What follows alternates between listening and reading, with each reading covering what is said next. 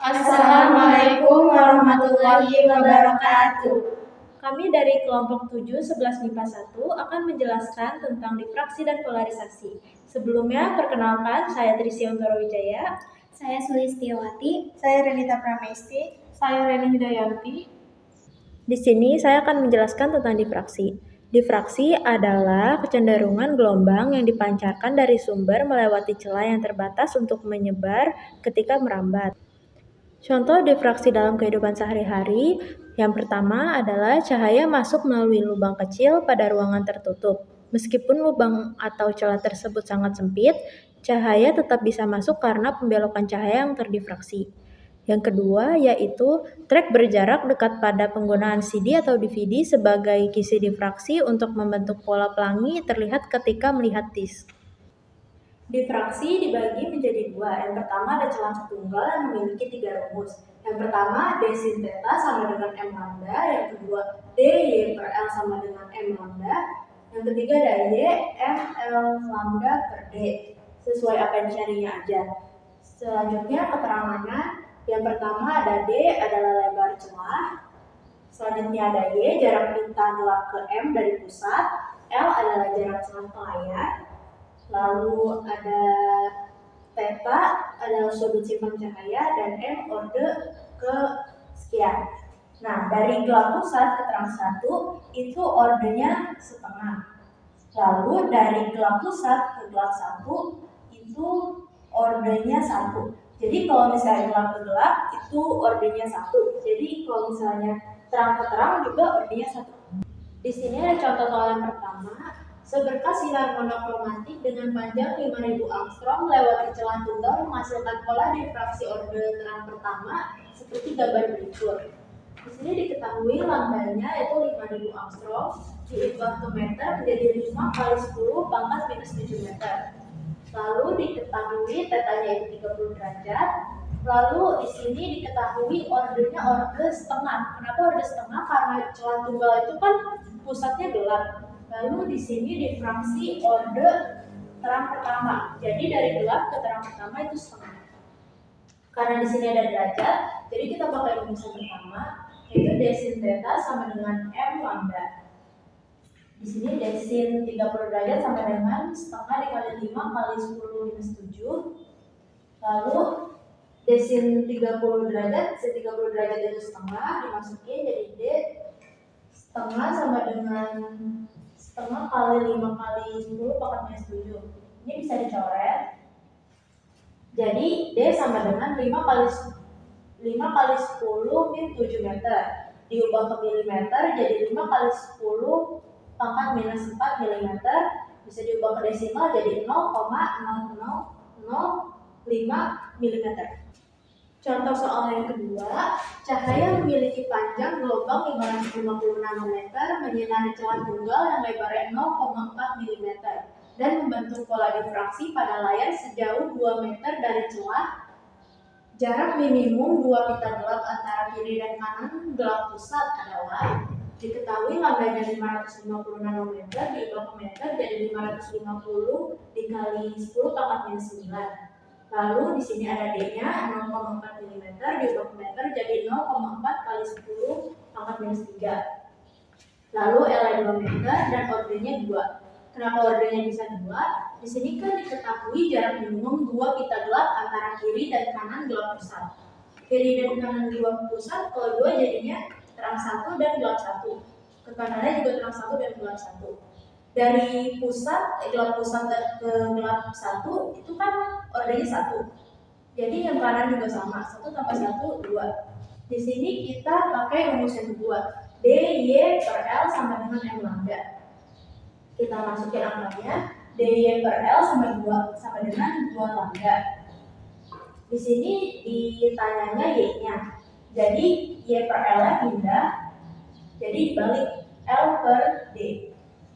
Sini masukin angkanya 2 dikali 550 kali 10 pangkat minus 9 dikali 2 per 0,4 kali 10 pangkat minus 3. Terus di sini jadinya 2 dikali 2 4. Terus masukin 550 dikali 10 pangkat minus 9 Ini 0,4-nya dijadiin 4, jadi 4 kali 10 pangkat minus 4. Lalu ini bisa dicoret. Jadi hasilnya 550 kali 10 pangkat minus 5 diubah jadi 55 kali 10 pangkat minus 4 meter. Jadi hasilnya 5,5 mm. Di selanjutnya ada kisi difraksi. Kisi difraksi adalah elemen optik yang memisahkan cahaya diplomatik menjadi panjang gelombang penyusunnya yang bisa juga disebut dengan warna. Nah, di sini ada sebuah layar yang memiliki celah masuk ke dalamnya yang bisa disebut dengan monokromatik. Di sini juga terdiri dari lambda, y, sin theta, dan juga l. Rumusnya yaitu D sin theta sama dengan M dikali lambda, atau juga bisa dengan 1/N sin theta sama dengan M dikali lambda. Yang bisa dijelaskan juga D itu jarak antar kisi atau tatapan kisi, dengan ininya itu M. M juga bisa disebut dengan terang ke 1, 2, sampai 3. N adalah banyak kisi tiap satuan panjang, lambda adalah panjang gelombang cahaya, theta adalah sudut simpang cahaya. Saya akan menjelaskan contoh soal dari kisi difraksi. Sebuah kisi mempunyai konstanta kisi dengan 2,4 kali 10 pangkat minus 6 jika bayangan ornya kedua didifraksikan pada sudut 30 derajat terhadap normal, maka panjang gelombang cahaya yang digunakan diketahui D-nya itu mempunyai 2,4 kali 10 pangkat minus 6, konstantanya 30 derajat, dan M-nya adalah 2. Ditanyanya itu panjang gelombang cahaya yaitu lambda. Kita akan memakai rumus dari kisi difraksi yang pertama. Di sini ada D-nya 2,4 kali 10 pangkat minus 6, konstantanya 30 derajat, N-nya 2, dan lambda. 2,4 kali 10 pangkat minus 6, 30 derajat sama aja dengan 0,5 sama dengan 2 dikali lambda. Lambda 0,6 kali 10 pangkat minus 6, lambda 6 kali 10 pangkat minus 7 meter. Di sini saya akan menjelaskan polarisasi cahaya. Polarisasi adalah peristiwa perubahan arah getar gelombang cahaya yang acak menjadi satu arah getar. Polarisasi cahaya dapat disebabkan oleh 4 cara, yaitu refleksi, aborsi, pembiasan, dan hamburan. Polarisasi cahaya 1. Polarisasi karena refleksi. Pemantulan akan menghasilkan cahaya terpolarisasi jika sinar pantul dan sinar biasnya membentuk sudut 90 derajat. Arah A getar pantul yang terpolarisasi dan sejajar dengan bidang pantul titik. Oleh karena itu, sinar pantul tegak lurus sinar bias. Berlaku pula IP plus R sama dengan 90 derajat atau R sama dengan 90 derajat kurang IP. Di sini saya akan menjelaskan polarisasi akibat pemantulan. Dan saya juga sudah menggambarkan ada medium udara dan air, yaitu N1 dan N2.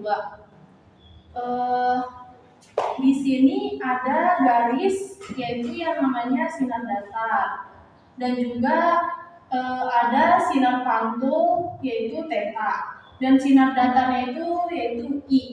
Di sini juga ada sinar bias yaitu N.